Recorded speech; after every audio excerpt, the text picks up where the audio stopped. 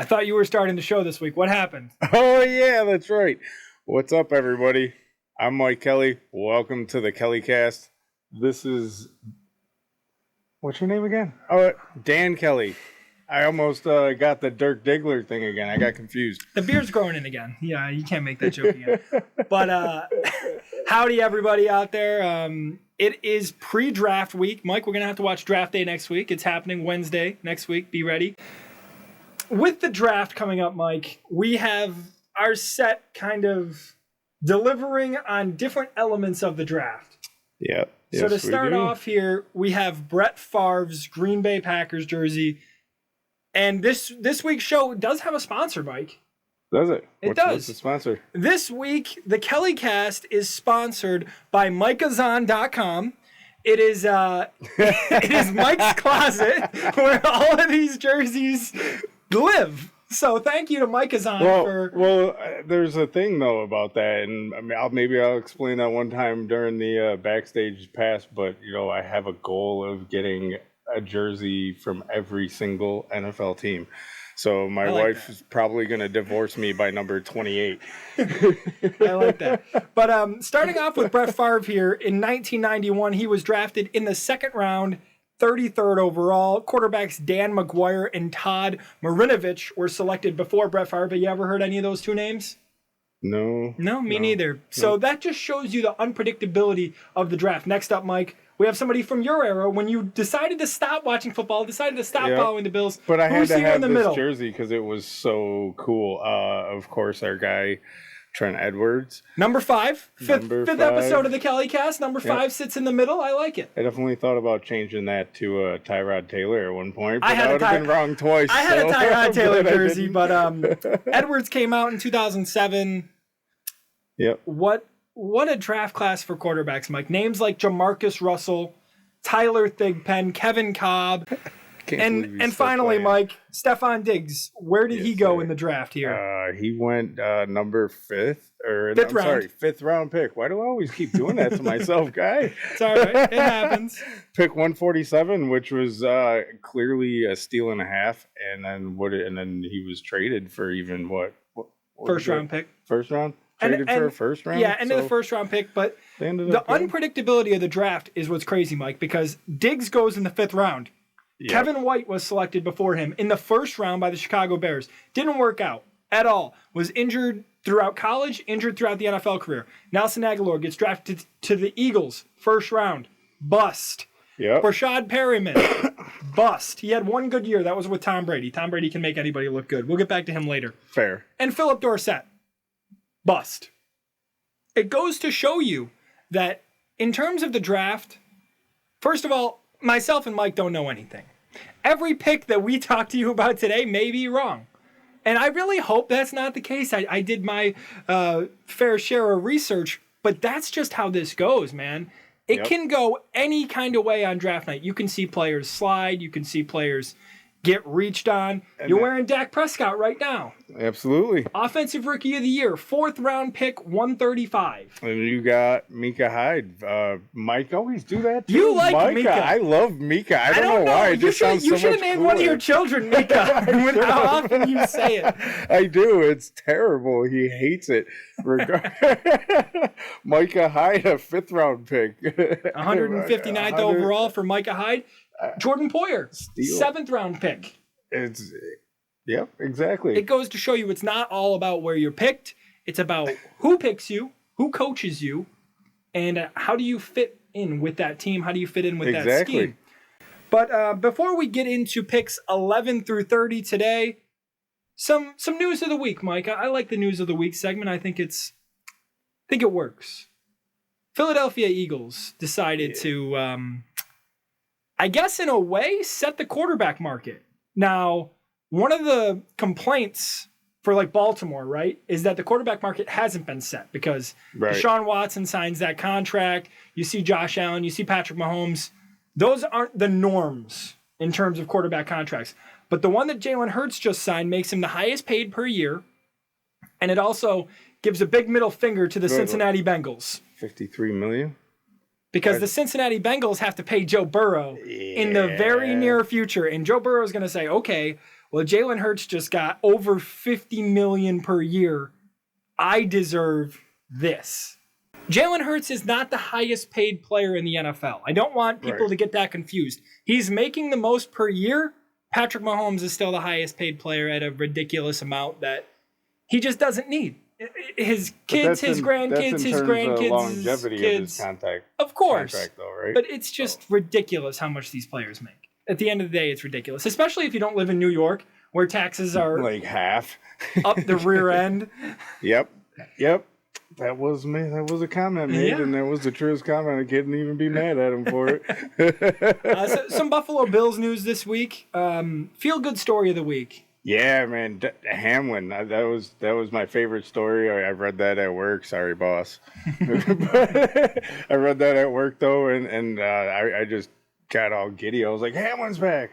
Just jumped out of my seat. Speaking of work, you're sharing the Kellycast at work, right? You're telling everybody you know. You're telling your dog, your cat, your fish, your parents. I am, except for Delzer. Okay. he only wants to hear about the 49ers, so it's okay. Damar Hamlin returning to football. This via himself, right? This isn't anybody else, so you a video, theorists. Or maybe it's his clone. You conspiracy theorists can sit your behind down because Damar Hamlin returning to football, it's great, right? Because the play that it happened on was a routine play. It was absolutely insane for you and me sitting there trying to enjoy what could have been the most important game of the season for the Buffalo Bills last year. Absolutely. It projected him to a fame that he can never come back from, and I think he's loving it, and he's a great guy. He's a perfect person for that to have happened to. And as I'm not a religious person, I'm sorry, but as he might say, God put him in that position for a reason, and I really feel him for that. And it was just so good to read. I'm glad he's returning to football. I'm not going to tell you Damar is the greatest safety in the league. I'm not going to tell you that he is this and he is that guy, but the fact that he's able to continue his career after an injury that we've never seen in football is great. Yeah, absolutely. I feel that 100%, man. Some news just broke out like 15 minutes ago before we go live here. Tyler Bass, Buffalo Bills kicker, signs an extension, 4 years, up to $21 million. I like it. I'm a big fan of it. Tyler Bass is amazing. Buffalo is one of the only cities that I feel like that you see kickers jerseys everywhere. Yeah. Okay. I like that. I'm Kirk Cousins today, I guess. Sorry, Kevin. I know how you feel about Kirk Cousins.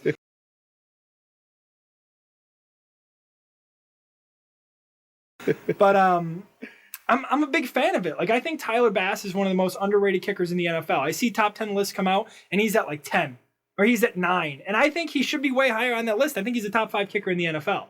I agree. I think he is. If you're putting kickers above him, Justin Tucker, Evan McPherson of Cincinnati is a really good kicker. Kansas City, I can't think of his name, but he nails field goals all the time. Is it Butker, maybe? I think it's Butker. Maybe. I can't remember him unless there's a meme, probably. Mike and his memes. So far, that's our news of the week. It's draft week, Mike. Nobody really cares about anything other than the NFL draft. It kicks off next Thursday at 8 p.m. For our draft analysis and for our research purposes, I want to shout out some people, give credit to where credit is due, because I watched a lot of videos. I read a lot of mock drafts. I went through different outlets to see where players were going, to read about how players performed in college. I used ESPN, NFL, and I just want to shout out some guys. Lance Zierlein and Chad Reuter from NFL.com, along with Peter Schrager, who I used one of his mock drafts to go through this. Charles McDonald, Danny Kelly of The Ringer. That is not me. Danny Kelly of The Ringer is another Dan Kelly that is performing well in the media world, so I want to get that straight. And then from PFF, Arjun Menon and Brad Spielberger are some guys that I read some of their work. I saw what they were saying about these college players, and I liked it. I used some of it. I don't want to say I stole anything from anybody, because I kind of came up with my own opinions based on what they said, based on highlights that I watched. Absolutely. So we're going to get started with our mock draft here in just a minute. I'm going to do the odd numbers, and Mike is going to do the even numbers. So starting off with me, At the number 11 pick, the Tennessee Titans select Will Levis, quarterback out of Kentucky.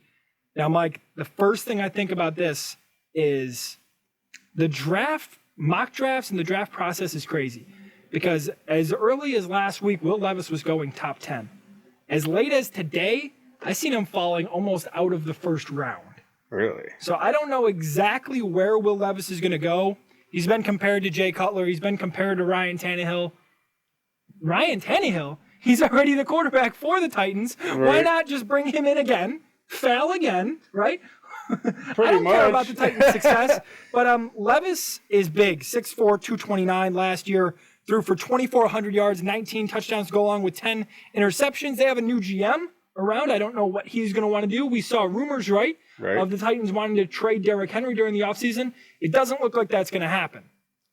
If the Titans want to pick somebody that's not a quarterback here, I would assume they go offensive line. They had to release Taylor Lewan due to cap reasons, and their offensive line is really weak. Okay. So I could see that happening as well for the Titans, but here I'm going Will Levis because I just feel like it makes sense. But for you, we have the Houston Texans on the clock at number 12. Now, mind you, at number 2, myself and Mitch did the mock draft 1 to 10. Houston Texans hold the number 2 overall pick, and they selected Bryce Young. Okay. The quarterback out of Alabama. So what are we doing for the Houston Texans? So we got to get Bryce Young, a wide receiver as well, right? Wide receiver Jackson Smith, and you're going to have to help me with the last name again, sir, because I cannot remember it. That's fine. Jackson Smith Njigba, wide receiver out of Ohio State. And that would make him the first receiver taken this year. Yep. I think we talked about that last week. Who was going to be the first one to take a... Yeah, who was going to be the first one to take a skill position player? A skill position off the board, so I guess that would make it Houston. The crazy thing that you have in Njigba going here is last year he was injured. He only played in 3 games in 2022. Right. But the fact is the upside is there with Njigba. In 2021, 1,600 yards, 9 touchdowns. And the Houston Texans don't have the greatest track record in terms of the draft, right? You see, the first ever pick by their GM was Davis Mills. Their best pick was probably J.J. Watts, and then Mario Williams. Watson even, and then he turned out to be just a trash person.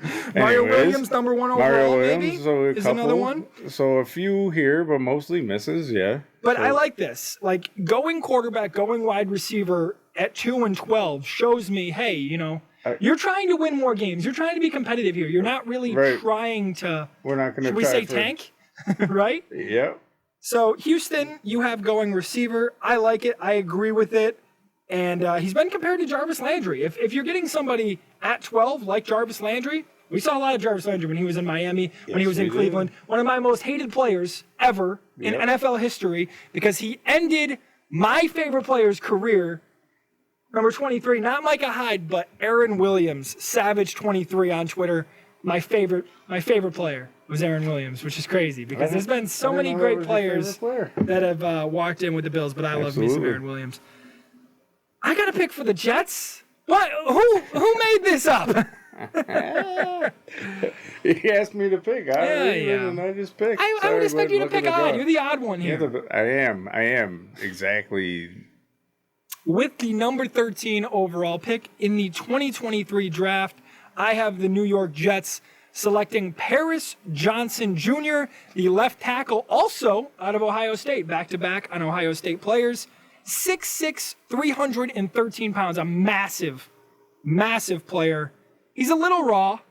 Okay. You expect that in terms of left tackles really coming into the NFL. It's a very hard position to learn. Absolutely. But the Jets don't always hit on their picks either, Mike. I mean, you see Mekhi Becton taken, who was a beast of a human being. Amazing. He was projected as a steal. He always played really well. Well, what's the problem with Mekhi Becton? He's never on the field, Mike. Never. He's always injured because I think he's like 6'8", 6'9". Mekhi Becton's huge. 300-plus pounds. The guy's always got an ankle or a knee injury that's keeping him out because he's so big, he's so heavy, and he has to move so quickly. Paris Johnson Jr. moved to left tackle in 2022, helped Ohio State, and he's going to go early in this draft. I would expect him to go top 15. Hopefully, whoever they get just doesn't work out. I completely agree. And yeah, you were upset that you had to pick for the Jets, and I got to pick for these clowns. I mean, wonderful, wonderful NFL team. The cheaters. Number 14 overall. Number 14 overall is Joey Porter at cornerback. Joey Porter Jr. Junior, that's right, because the older one doesn't play anymore. He used to play for the linebackers. He used to play linebacker for the Steelers. Yeah. Good Lord. I'm messing up. More comfortable, but messing up more. It's all good. Joey Porter Jr., a very large corner at 6'2", 193. Yeah, craziness, right? 6'2". Yeah, that's nice for a corner. And he's a man corner, too, which is what Belichick likes. Belichick likes guys who are sticky, who can play both types of coverage. Patriots reach every once in a while. Last year, they took Cole Strange in the first round, offensive lineman who people didn't have him graded, Mike, until the third round. And the Patriots ended up taking him in the first round. Last year at Penn State, Joey Porter Jr. had 27 tackles with 11 passes defensed. The reason I think Porter Jr. is a good selection here for the Patriots, other than Belichick liking those kind of corners, he's got to be the best player on the board. He might not even reach to number 14. He might be gone before that. You think so? If he's there, Who does he go to if he doesn't go at 14? Who do you think? If he doesn't go at 14... If he goes before that? Maybe it's 12. Houston needs a lot. Maybe it's Tennessee at 11.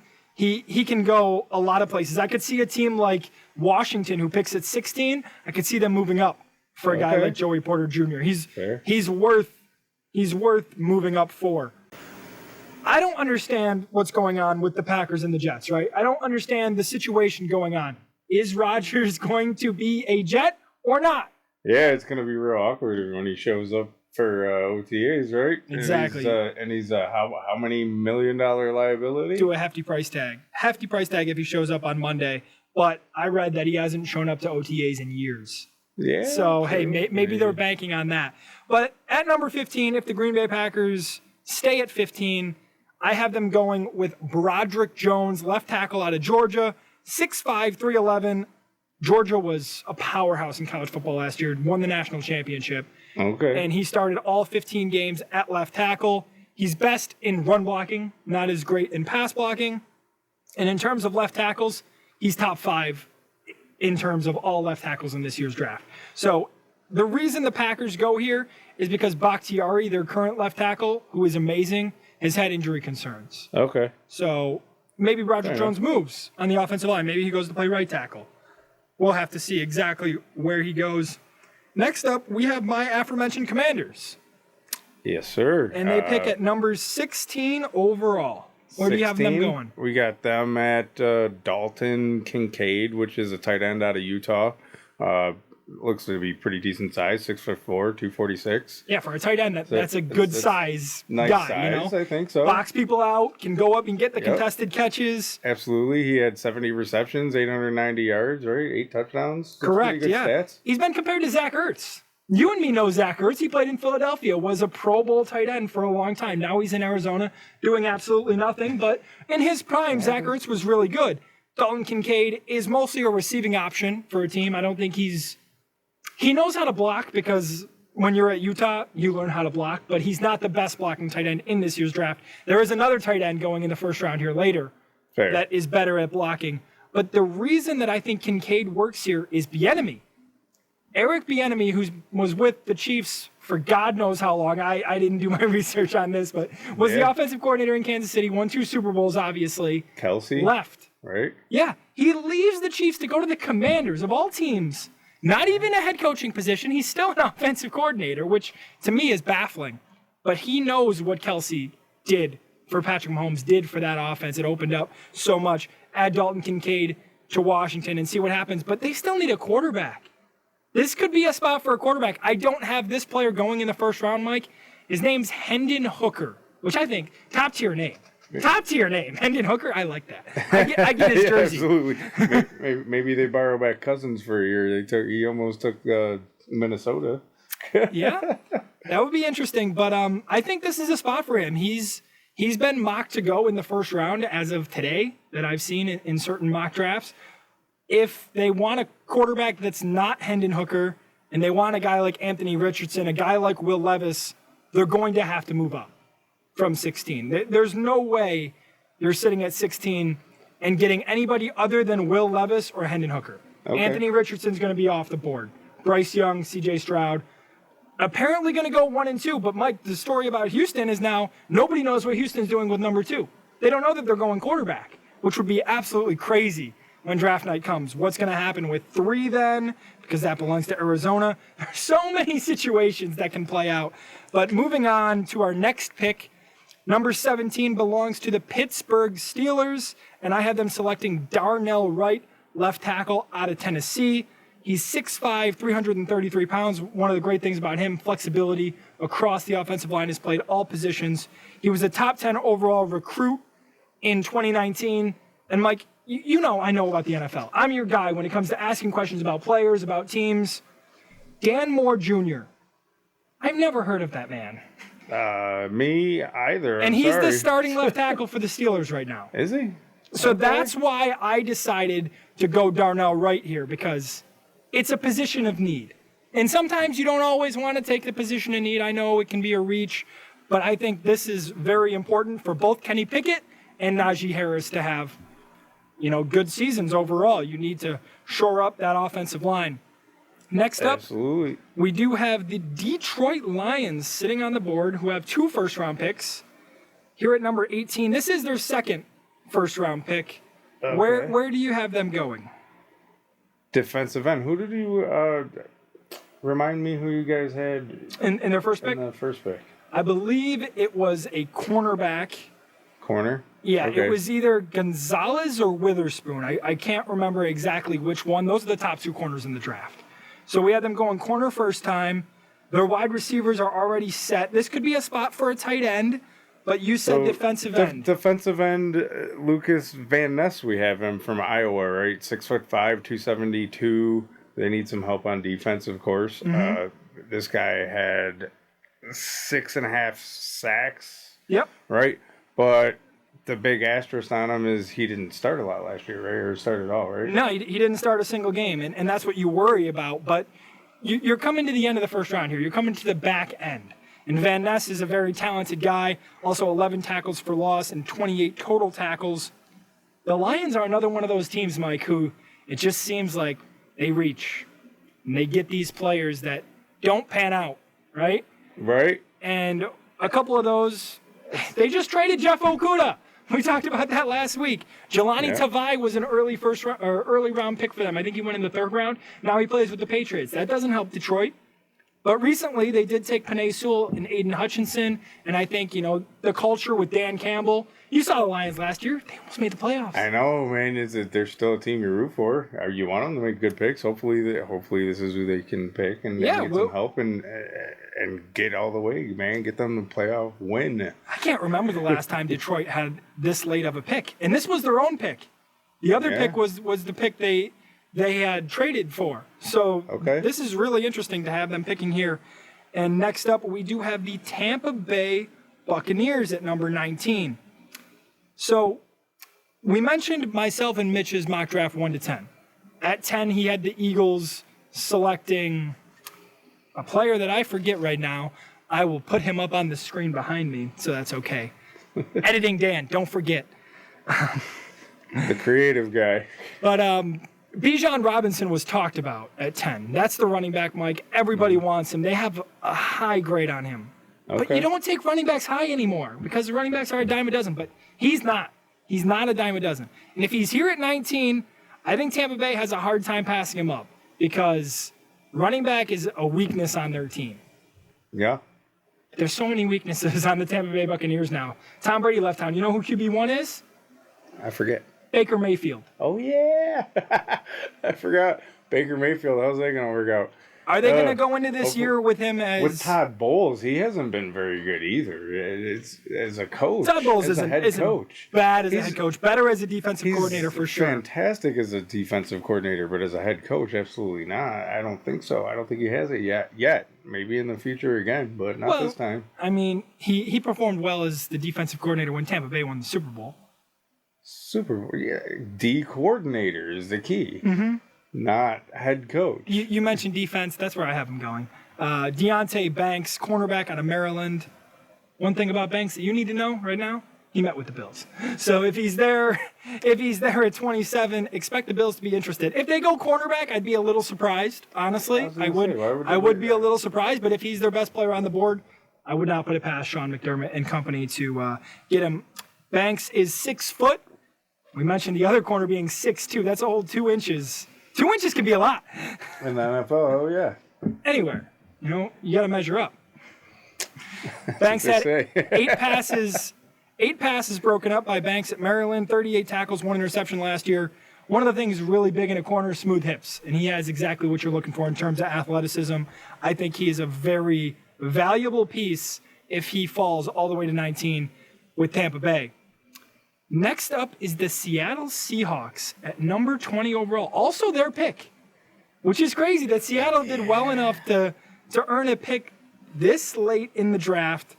Where do you think Seattle looks? Well, none other than wide receiver. You got Zay Flowers, man. You got to get the comeback player of the year. Some help, right? You got to get him into the next round. Zay Flowers comes out of Boston College. He's 5'9". I think that's might be a little short for a receiver, man. Yeah, a little small. But he's got to have hops, right? Yeah, so, I mean, he had a good career at Boston last year. 78 catches, a little over 1,000 yards, 12 touchdowns. Seattle, another one of those teams, Mike, that just they don't hit on their first-round picks often at all. Rashad Penny was a first-round pick. I believe that might have been the year that Seattle won the Super Bowl or the year that they lost to the New England Patriots in the Super Bowl. It was one of those years. They took Rashad Penny at the end of the first round. He didn't start to get decent until last year. Now he's no longer a member of the Seahawks, so that doesn't matter. L.J. Collier went in the first round. I don't think I've ever seen him start a game. And Jermaine Ifedi was terrible as an offensive lineman, offensive tackle for the Seattle Seahawks. So I think Zay Flowers makes sense. I believe he's just your slot guy, 5'9", 182. You will not see him play outside. No. And with DK Metcalf, with Tyler Lockett, of course, you mentioned Geno Smith. Don't know how much time he has left in the NFL. Hopefully he has some gas more years. left. He sat on the bench long enough, so maybe he's got a few more years. That would be nice. But next up, we are going to L.A., Los Angeles Chargers, not the Rams. We mentioned they don't have a first-round pick. No, sir. No, they don't. With the Chargers, I'm selecting the tight end I mentioned a little bit earlier, Michael Mayer out of Notre Dame, 6'4", 249 pounds. He's the best blocking tight end in this draft class. He's been compared to Jason Witten, Mike. That's pretty high praise right there. That's a good comparison. He wins contested catches last year, 67 receptions for 809 yards, along to go with 9 touchdowns. Another reason I wanted Mayer here for the Chargers, their starter right now is Gerald Everett.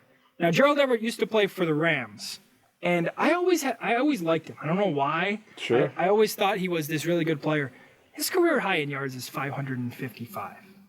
Well, that is a cool number because it's all the same digit 3 times.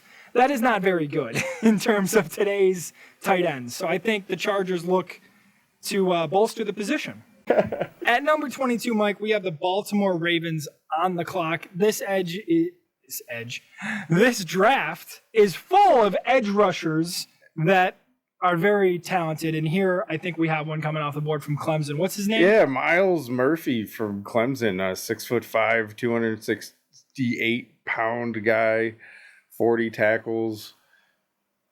6.5 sacks, 40 tackles, and crazy. That's nice. Pretty nice for a defensive end size-wise. 6'5", 268. And a nice spot for him, too, at number 22, I think, for a guy with those numbers. Yeah, I think so. But Baltimore, what's crazy, Mike, is when I think of the Ravens and I think of the draft, I always think of the guys they hit on. I think of Ed Reed. I think of Ray Lewis. I think of these guys that, slid. Ray Lewis was 24 overall in the first round. Forgot about that. Yeah, that's crazy. So I always think of their success, but lately there hasn't been a lot of success from GM Eric DaCosta. They missed on Rashad Bateman. Patrick Queen was a linebacker they took. I believe they moved up to get him, or maybe they didn't and they stayed put. But Patrick Queen, I thought he was going to be really good. Traded him away. Yeah. Really, the only guy they've hit on lately is Linderbaum. Odafe Oweh, I'm still kind of iffy on him, on if he's going to pan out. So far, he's been moving on here to number 23, the Minnesota Vikings. I'm going to give you a Viking statistic that I think is one of the most hilarious things you're going to hear me say today, Mike. There have been 2 teams in NFL history to not get their pick in time within the 10 minutes you have to make your pick in the first round. Both times that it happened was the Minnesota Vikings. When that happens, the rule is if you don't make your pick in those first 10 minutes, your pick is forfeited and it goes to the next team and they can select who you wanted. It's happened twice.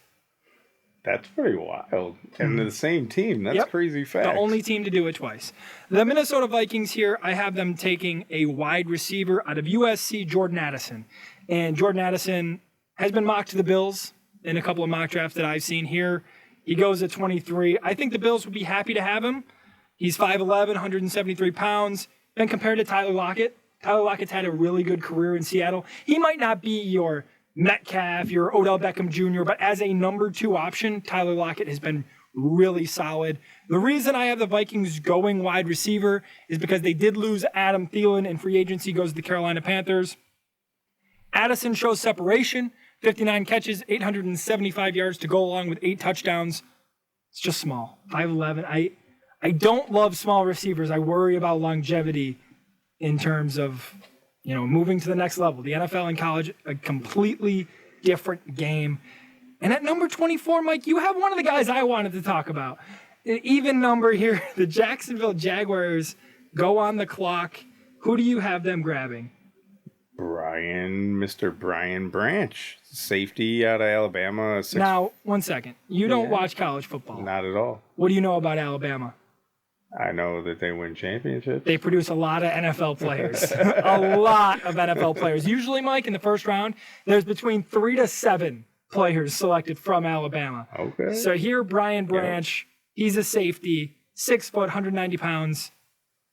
I don't see any flaws in Brian Branch's game. He can line up in the slot. He could line up, deep, 90 tackles, 14 tackles for loss, 7 passes deflected. I have here that big asterisk. Steal of the draft. I think this is a guy that somebody might move up for. Another case where Mitch mentioned that cornerbacks and safeties are the deepest positions in this year's draft. But if you want, your guy, I think Brian Branch is the number 1 safety in terms of this year's draft.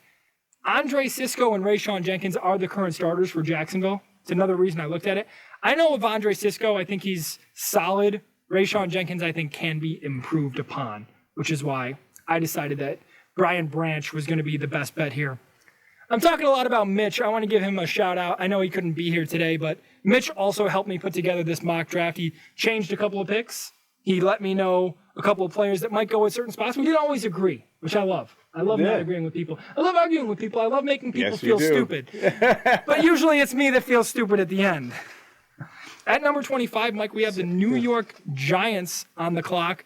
And here, all these picks here at the end of the first round are difficult for me because a lot of these teams don't have needs. They more have, hey, what do you want, right? Who's the number 1 player on your board at this spot? And I went with a wide receiver here out of TCU, Quentin Johnston, 6'3", 208. I think he's the biggest wide receiver you see.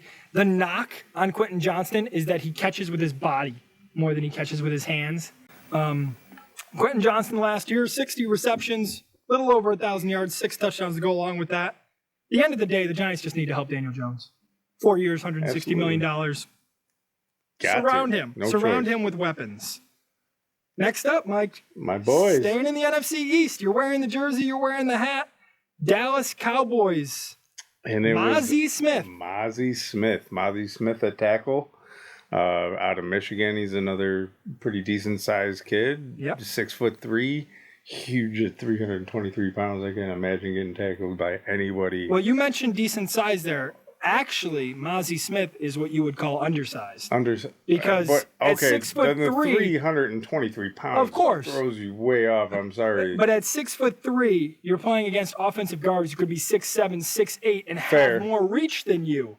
Fair, so but lower center of gravity. I mean, I was always taught lower center of gravity, so maybe it's not such a bad thing. So Mozzie Smith would be the first defensive tackle taken, I believe, in unless you consider Jalen Carter a defensive tackle. I think he's defensive interior, so maybe this is the second. But the reason Mozzie Smith falls is he had some legal issues this year, Mike. He was charged with a misdemeanor for a gun charge. I don't think he had a license to carry a gun. And I don't get the kids who do that. Why do you throw away your careers early? I don't like it. I mean, you don't want a bad reputation. What are you going to do when you got money? It's off his record. He had to be on probation, but he's all good now. Hopefully. Hope he keeps on a straight and narrow. Hey, one of the reasons I had the Cowboys take him is because they like players like this. They do, but they're not as bad as the Raiders. The jail. What is So Mozzie Smith has been compared to Dontari Poe, and Dontari Poe was a dominant defensive tackle with the Kansas City Chiefs. Yeah. So I like that comparison a lot. And if he plays anything like Dontari Poe, I'm sure the Cowboys will be happy. Everybody who skipped to this part, welcome. Welcome to the Buffalo Bills draft pick here at number 27. It's hard for the Buffalo Bills. I mentioned that already, that it's hard to pick these positions. It's more of who you want, not who you need. We're going to go over 2 potential draft picks for the Buffalo Bills here. And before we do, I think it's very possible that the Bills move up. You think so? Where do you think they try to move up to? I think in terms of who we've seen go, I think the Bills would really like Jordan Addison out of USC. He went 23 to the Vikings. Maybe you trade up with a team like the Chargers at 21 or the Ravens at 22. I don't see interdivision trades too often, so maybe you want to look at an NFC team, right? Because AFC teams don't want AFC teams to do well. That's just, the rule. But sometimes you get too much compensation back, right, that you can't say no. I can see the Bills doing that. Under Brandon Beane and Sean McDermott, the Bills have moved over the draft board so many times, whether it be up, down, all around, take it back, turn around, all that stuff. The Bills do it. The Bills do it a lot. Got a plan, doesn't he? So I'm going to start off with an offensive player here, wide receiver out of Tennessee. I think we would be really happy if the Bills were to get a top 3 wide receiver in this class. Yes. In terms of what has happened so far, they can't. But I have them going with Jalen Hyatt, wide receiver out of Tennessee. Now, Jalen Hyatt is a speed demon, Mike. Ran a 4.4 40-yard dash at the Combine. And what do we say when we watch Kansas City Chiefs games? What do we say? If only the Bills had somebody that fast. That's true. If only the Bills had a player that could get past everybody on the field. Hyatt has been compared to Deshaun Jackson. And Deshaun Jackson had a really good career. Hey, he's still going. He was with the Baltimore Ravens last year. Yeah, fair. And Hyatt is good, man. 67 receptions, 1,200 yards, 15 touchdowns. A little small at 6 foot, 176 pounds. But the Bills, Mike, the Bills already have wide receivers that have size. You have Stephon Diggs. You have Gabe Davis. I think getting a smaller guy, getting a slot guy can work. Yeah, but size plus speed, the extra bonus. You don't always get that. Look at Tyreek Hill. Tyreek Hill's tiny. Fair. Yeah, all the speedy guys are tiny. Even McKenzie, he's pretty speedy, right? Yeah. So with the Colts. So he still misses us. That's fine. But we also talked about linebackers too. That's it. And you talked about they don't have a need. They do have a need. So that's fair. Linebacker. That's a glaring hole. We lost Edmonds. We can't forget about that. Start Klein. Who? AJ Klein. I don't think so. I don't know. He's not a starter, man. He's great backup, but not a starter. All right. I like that. Jack Campbell. Jack Campbell, linebacker for the Bills. Also a possibility here at 27. He would be the first linebacker off the board. 6'5", 249. Reminds me of Edmonds right off the bat. Hey, he's not 21 or 19, whatever Jermaine Edmonds was when he was drafted, but he's got a big, long frame, can excel in zone coverage. Not the fastest. Not the fastest in terms of short area quickness. He's got a long wingspan at 6'5". I'm not sure exactly what it is, but this could be the first linebacker taken. And I'm sure no matter where the Bills go in the draft, Mike, you and me are probably going to be pretty happy about it. We'll be happy because we know we can work with it. So, what if it's Bijan? If it's Bijan Robinson, are you going to be upset that the Bills took a running back? Because he's still on the board right now. Well, you just said he was one of the most coveted ones, so he ain't going to be there for one. So I don't. He is in this mock draft. If he's still there and he takes him, no. Why would you be mad? Why would you be mad? James Cook. Oh well, you get business decisions, as they say in the NFL. Business decisions, man. Okay. Plain and simple. I don't know. I don't know how I would feel at the moment. I would feel better when I see him play, but I don't know where the Bills are going to go, and that's the crazy thing. Like some of these teams, I feel like I have a good feel. Like they're going to go this position. They need this, and while the Bills do need a linebacker, I don't know that the first round is where they're going to look. And that's why wide receiver was one of the needs. You mentioned it yourself. You want a wide receiver. You mentioned it to me. I said I'm full on the wide receiver train, so I'll take your Jalen Hyatt pick. So if they go Hyatt, the question is, does he become a reliable number 2? Does that mean Gabe Davis walks next year? Like there's a lot of possibilities. Yeah, that does that. I was going to raise that question too. You know, Gabe Davis, are we going to be happy with him? Is he going to snap out of it this year? I hope so. The Bills could go D-tackle. After next year, there's not a single defensive tackle on the Bills roster that is under contract. Yikes. Not a single one. So they could go D-tackle. I not know that? That's thanks to Rob. Rob in the comments for letting me know. Thank you. Number 28 belongs to the Cincinnati Bengals. And Mitch gave me a little bit of a clapback on this. He thought tight end was the move for Cincinnati. And the reason I didn't go tight end is because I heard all playoffs long about Cincinnati's porous offensive line. So here, I've been taking the offensive tackle out of Ohio State. What's his name, Mike? That would be DeWand Jones. I like these guys' names. I wish I had a cool name. Wait till we get to the next one. We got basic names. Wait till we get to the next one. But DeWand Jones is a tackle, and I only think this is going to happen if they trade Jonah Williams. Remember, you brought up the Jonah Williams point a couple weeks ago, that he was a left tackle. The Bengals signed a left tackle, wanted to move him to right tackle. He said, I don't want to play right tackle. I want to be traded. Now, the Bengals has not, answered that request publicly. Who knows if they're taking phone calls. But DeWand Jones... They're taking phone calls. Nobody wants a disgruntled player. If you don't want to play there, you're not going to give your best effort, man. And I don't want you here either. So they're going to get rid of him some way or another. They're going to honor his request. Some people don't want to be on the phone all day, Mike, talking to customers or teams or anything like that. But DeWand Jones slides here to 28 because he has difficulty with some penalties in college. He's gotten some holding calls. Lots of physical traits, though. If you can, train him the right way. Look, they just signed Orlando Brown Jr., right? They just signed Orlando Brown Jr. from Kansas City. I'm sure he has some things that he can teach to DeWand Jones if he wants to play right tackle, right? Hey, you don't want to draft another guy that says, oh, I want to play a left tackle. Yeah, true. Nope, don't want that. At number 29, the New Orleans Saints are on the clock. And this is another name I want, Mike. I want to be called Kalijah Cansey, defensive tackle out of Pittsburgh. The last time I remember a defensive tackle out of Pittsburgh, it was Aaron Donald. Kalijah Cansey's not Aaron Donald. No. not at all. Not at 29. He is 6'1", 281, 14.5 tackles for loss, 7.5 sacks last year. 6'1" for a defensive tackle it's hard to succeed. It's very hard to succeed. Because I mentioned these offensive guards are massive. These centers, massive. He's more of a rotational piece, but I've seen the Saints miss on defensive linemen.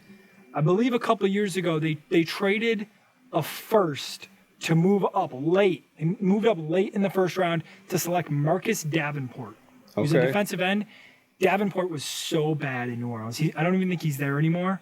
But they struggled to make these picks along the defensive line, so I think they're gonna look again to bolster that position group. At number 30, the Philadelphia Eagles are on the clock for a second time. They also pick at 10. And this is where Bijan Robinson goes for me. Out of Texas. Look at those stats, Mike. Tell me what they say. They say he's 5'11". That's not his stats. No, it's not his stats. Well, yeah. They say 1,580 yards, 18 touchdowns, and compared to Christian McCaffrey. That's a pretty good. Yes. It's a pretty good player if you're getting him at number 30. One of the things about Bijan, he can also catch, he can run, inside, outside. One of the things I noticed while researching him, even today, Mike, is he reminds me a little bit of LaShawn McCoy. Do you remember LaShawn McCoy in Buffalo? Yep. When he would take a handoff, right? Mm-hmm. He would run side to side instead of running straight. And sometimes you would say, hey, run straight. There's yards there. Right. But he was always looking for the big play. Sure. That's what Bijan Robinson reminds me of a little bit, because sometimes he just doesn't know when to go. He's looking to make guys miss. He's looking to make break ankles. He's looking to get on the highlight tape. As of today, Mike, this mock draft was put together a little earlier this week. Bijan Robinson's not falling this far. He's not falling to 30. It's not going to happen. The Eagles may snag him at 10. Somebody else might move up to get him, but I believe that he's going to be gone before 30. If this is correct, I'll wear a Cowboys jersey next week for the first time in my life. Oh, man, I'll have to take pictures. I'm posting all the memes. And finally, Mike, number 31 belongs to the Kansas City Chiefs. And this is another pick that this guy's name, I just forgot to add him in the draft earlier on. I think he's going to go earlier. But you see there, season-ending torn pectoral he had last year. He didn't play a full year. This is kind of why I had him falling out of Georgia. Again, won the national championship last year. I hope Kansas City picks a punter or a fullback. Give them something that in the first round. I doubt that's happening. Something that won't help them. I would really hope so. I don't think Andy Reid would accept all the cookies in the world for a punter. But burgers? Maybe. Nolan Smith. Nolan Smith, defensive end out of Georgia, 6'2", 238, 18 tackles last year to go along with 7 tackles for loss and 3 sacks. When it comes to this mock draft, Mike, if you ask me, like, of somebody that I didn't mention that I could see going, Hendon Hooker, the quarterback, I could see maybe these wide receivers don't go as fast as I'm mocking them to go, because you just don't know how teams feel.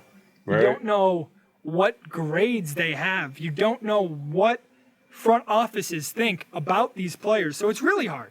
It's really hard to come up with a mock draft. It's really hard to even consider all these options, because it is. We don't know what's going to happen on Thursday night. And I'm not going to tell you that any of these picks were right. I hope some of them were right, Mike. I hope they are too, and we don't have to look like two fools on TV.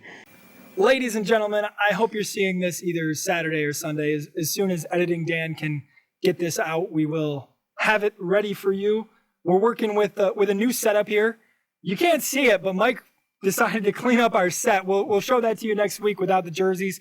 Of course, next week, Mike, we're going to be talking draft, who the Bills selected, what we think of the Bills selections. Not only that, we're going to go some steals of the draft. I want to go around the league. You know, we don't always talk about just the Bills here. I like that our set isn't just Bills related today. I love that. Right. I'm a big fan of that. But I want to thank everybody for asking for this episode, for tuning in to the Kellycast, for keeping up with the Facebook account that Mike runs, for keeping up with the YouTube account, everything. We appreciate all of your support. Mike, as always, I give you the floor. Guess that's my turn. I love messing with him. Thank you again. Thank you, Dan, for this episode, man. I think I'm definitely going to get more into this draft stuff. We both need to get more into college football next year. It's definitely some interesting stuff, man. Can't wait. Can't wait for next year's draft. Can't wait to talk about it. I think I'm going to study a bit more. You better stay up for next week's pick. You better be awake at I'm 27. I'm going to try, man. I'm going to try. But we'll see. We'll see. If not, I'll update you with who the Bills take. And yes, I will research him all night. I will watch the highlights. I will read everything I can find. That's what I do. I'll have 7 text messages by the time I wake up in my alarms. Thank you for all your support. We love you guys, Dan and Mike, and we're signing off. We'll see you next week. See you next week.